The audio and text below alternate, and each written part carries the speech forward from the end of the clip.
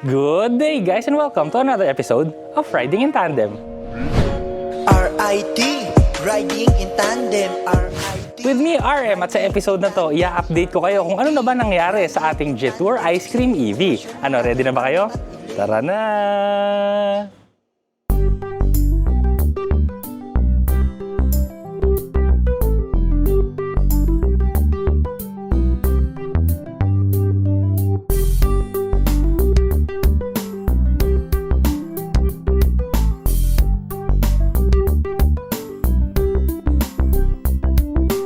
Kamusta na nga ba itong Jetour Ice Cream natin? No? Matagal-tagal na natin hindi na video. Magdadalawang taon na ngayon to sa May. So, ilang buwan na lang yon? March, April, May, 2 buwan, 2 taon na to. So, kamusta ba siya? Sira na ba? Kamusta ba yung range niya?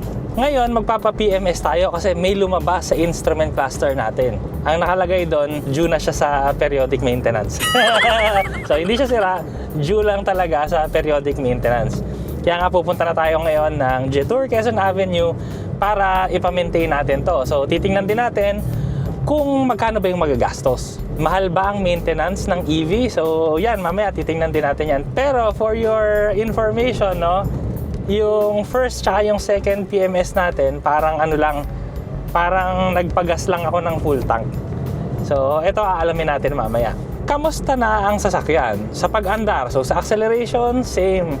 Braking, same. Steering, same. Walang sira, walang tumutunog, walang lumalangit-ngit. Ayos lahat. Wala naman problema. Isa lang ang naging problema ko dito, no? Napako kasi yung goma. So, yon, na-flat siya. Pero alam mo yon, lahat naman ng kotse, no? Kahit pa internal combustion yan, full electric o hybrid, lahat naman yan may gulong at lahat naman yan pwedeng matusok ng pako. Papunta tayo ng Quezon Avenue, bali yung distansya niyan mga around 55 kilometers. Kakayanin pa rin ba nitong almost 2-year-old na Jetour Ice Cream makapunta doon at makabalik? So, titingnan natin. Ang advantage talaga ngayon nitong Jetour Ice Cream, no, dahil nga nagtataasan yung diesel, yung gasolina. Ngayon, mas mahal pa nga yung diesel kaysa gasolina.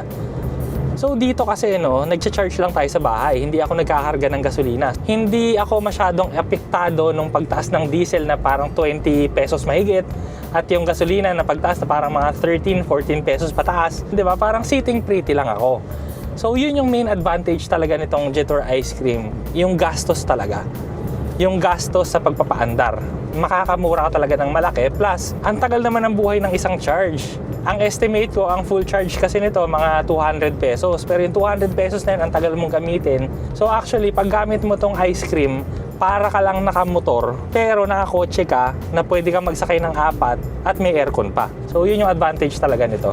So kung kunwari, parating traffic sa inyo, malalapit lang naman yung pinupuntahan mo. Actually, ngayon niya, hindi nga malapit yung pupuntahan natin. Imagine niyo General Trias to Quezon Avenue. So, medyo malayo na yun. Pero kaya pa rin ang ice cream. Matagal na rin naman namin sinasabi yan, di ba? Kaya nga kami kumuha ng EV kasi para mas makamura. Yung regular price pa lang kasi ng gasolina noon, para sa amin, medyo masakit na kasi siya. Kasi nga, biyahe kami ng biyahe, punta kami ng kung saan-saan. Tingnan mo, lalo pang tumaas yung gasolina. At least kami, sitting pretty. Kung ako sa inyo, no, ngayon na palagay ko ang tamang panahon talaga para kumuha kayo ng EV na kagaya nitong Jetour Ice Cream or kumuha kayo ng hybrid, no, kagaya nga nung bago namin, yung Jetour T2 Lightning IDM. Gwapo na, off-road looks, pero napakatipid kasi nga plug-in hybrid.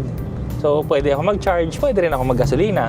So, kung malapitan lang, no, kasi 139 kilometers yung range ng isang sasakyan namin eh. Kung 139 kilometers lang yung pupuntahan mo, hindi ka pa rin gagastos ng gasolina, electric lang. Pero pagka maglo-long distance ka, yun, magagamit mo na yung gasolina. Kasi sa amin, kailan lang ba kami maglo-long distance? Araw-araw ba? Siyempre hindi.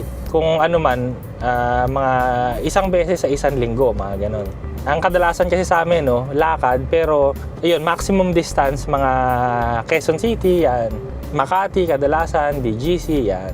Ang odometer reading nitong Jetour Ice Cream ngayon, 13,596. Mag-15,000 kilometer PMS tayo ngayon. So far talaga napakasulit nitong sasakyan na to. Basta gusto mo magtipid, napakaganda ng EV. Kagaya rin naman ng dati, syempre, ano to itong ice cream, hindi naman to perfect car. Umalis ako ng bahay, 100% yung charge natin ng battery nito. Kaso nagbangko pa ako, so naging 98%. Ngayon, 96% siya. Tingnan natin mamaya, pagdating natin sa Jetour Quezon Ave, kung ano na yung magiging state of charge ng battery natin.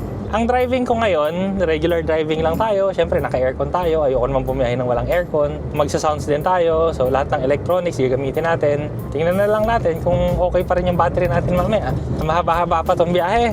Kita-kits na lang tayo mamaya sa Jetour Quezon Ave. Nandito na tayo mga katandem sa Jetour Quezon Ave. Ang natitira nating state of charge ay 68%. 68% yung natitira natin, no? So, 18 times 2. So, most probably na makakauwi tayo ng bahay, may matitira pa tayong 36% na range. So, malayo pa to. Makakauwi talaga tayo. So, from General Trias to Quezon Avenue, around mga 55 ayan, mga around 55 kilometers. Kaso nagbangko pa ako, so sabihin mo ng 60. So, eto na. Pinapalipat na ako dito. Saan tayo, boss? Dito na lang po sa may car wash po muna, sir. Okay. Sige po.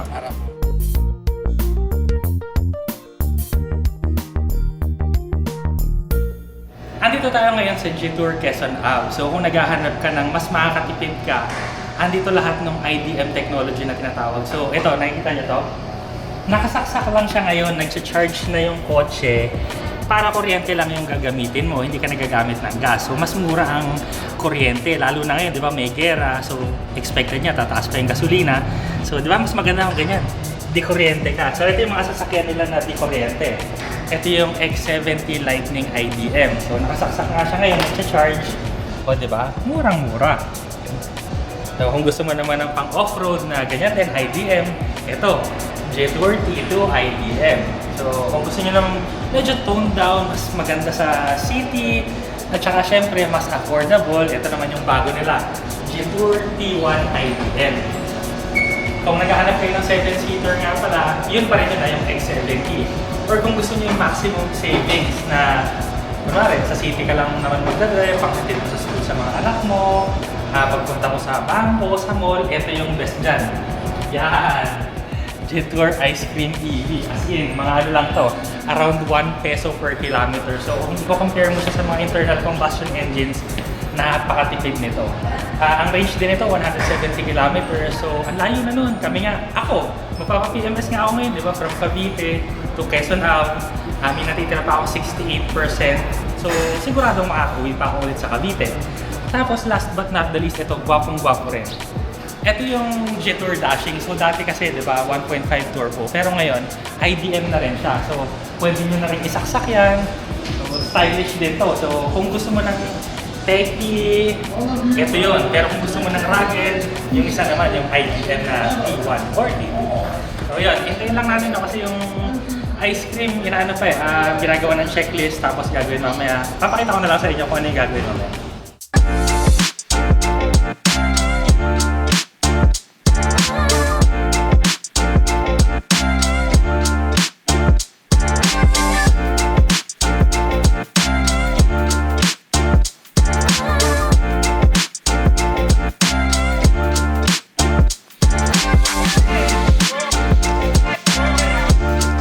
At ito na, no, natapos na tayo mag-PMS. Actually, mabilis lang naman yung PMS. Tapos ito yung mga ginawa nila. 15,000 kilometer check-up, battery analyzer, diagnostic tester, yung reducer oil, pinalitan nila, nag-check ng battery, suspension system, retightening, all bolts and nuts, ilaw, chinek, top-ups ng lahat, inflate tires, yung pati yung tire thickness chinek nila.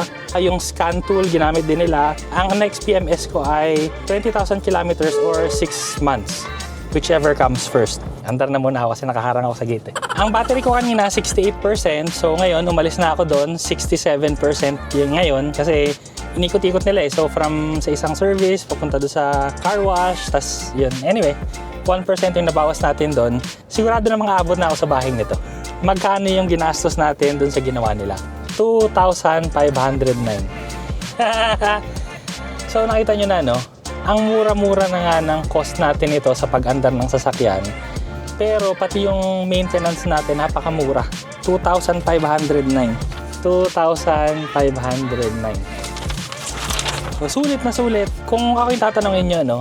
Sobrang recommended ko talaga nitong ice cream. pagka kunwari, city driving ka, or kunwari, sabi mo nang may isa kang kotse na pang long distance, pang everyday.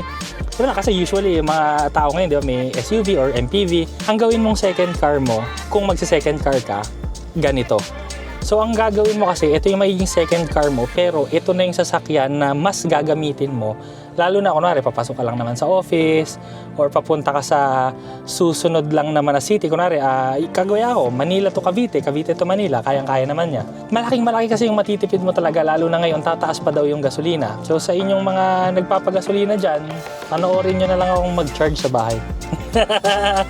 Hindi ako nakikipila dun sa mahabang pila na naggagasolina para lang mas makamura. Kasi nga, mura lang naman yung kuryente. Bali, ang daan ko ngayon, magsa-Skyway Stage 3 ako. Tapos, balik tayo sa bahay. Tapos, para makita nyo lang din, no? Ipakita ko na rin sa inyo yung matitira natin na baterya. So, let's go. Papasok na ako ng Skyway. At nakauwi na tayo ngayon ng bahay. So, komportable yung biyahe natin kasi malamig yung aircon. At isa pa, no, kahit may araw na ganyan, hindi masakit. Kasi nga, naka-Ceramax Nano Ceramic Film tayo. Kaya, malapit na naman ulit ang summer. Kung gusto nyo, maglalagay na lang kami ng details dito sa baba, ha? Ceramax Nano Ceramic Films para hindi kayo mainitan. May shutter protection pa. May glare reduction. Ngayon pa uwi, alam nyo kasi minsan nagkakaroon kasi ng mga aberya din eh, no? So, kanina kasi, sa inyong mga taga dito rin sa General Trias, yung dulo kasi ng open canal, sobrang haba ng pila. Kaya ngayon bumalik pa ako, tapos nag-iskinita pa ako para hindi na ako pumila dun sa napakahabang traffic. Kaso yun nga lang, mas malayo yung inikot ko. So yung range natin ngayon, no, ang natitira, 56 kilometers pa ang pwede kong takbuhin, 34%. So kung nakikita nyo, no, nung papunta pa lang ako ng Manila, may dinaanan pa ako, bangko. Tapos nung pauwi naman ako, nag-detour pa ako, may natitira pa rin tayong marami pa. Itong ice cream kasi talaga, pwede talaga to pang CTUs at saka basta yung mga malapit lang sa Metro Manila, yung mga Bulacan, ganyan, mga Cavite, ganon. So, sulit na sulit talaga. Ang masasabi ko lang, sa panahon ngayon, nagtataasan talaga ang gasolina. Oras na talaga para kayo ay gumaya na sa amin. Mag-EV kayo, gaya nitong ice cream, or kung malalayo yung biyahe nyo, pag daily nyo, maiigsi, pero minsan bumabiyahe kayo ng malayo, maganda yung IDM technology ng Jetour. So, kagaya nga namin, T2 Lightning IDM. Pero marami kasi silang mga choices eh. So, meron sila nung T2, kung 7-seater kailangan nyo, meron sila nung X70 Lightning IDM, or kung gusto nyo naman na hindi off-road, na medyo mas high-tech yung itsura, yung dashing na IDM, or gusto nyo ng T2 kaso hindi kaya ng budget, yung T1. So, yun. Check nyo na lang, pinakita ko naman kanina, pero check nyo na lang din, mag-test drive kayo para makita nyo rin yung difference ng kagaya nitong EV at saka ng mga hybrid. Sana na-update ko na kayo dito sa ice cream namin na ayos, walang nasisira, magdadalawang taon na. Abangan nyo na lang, no? Pag after siguro ng 1 year ulit or another PMS namin, balitaan ko na lang ulit kayo para makita nyo rin na madali lang mag-maintain ng electric vehicle kagaya nitong Jetour Ice Cream. Okay, maraming salamat sa panonood. Sana nag-enjoy kayo sa video na to. O, next video na! Ceramax. RIT, riding in tandem. RIT, riding in tandem. RIT, riding in tandem. Siksik na impormasyon mula kay RM at Elaine.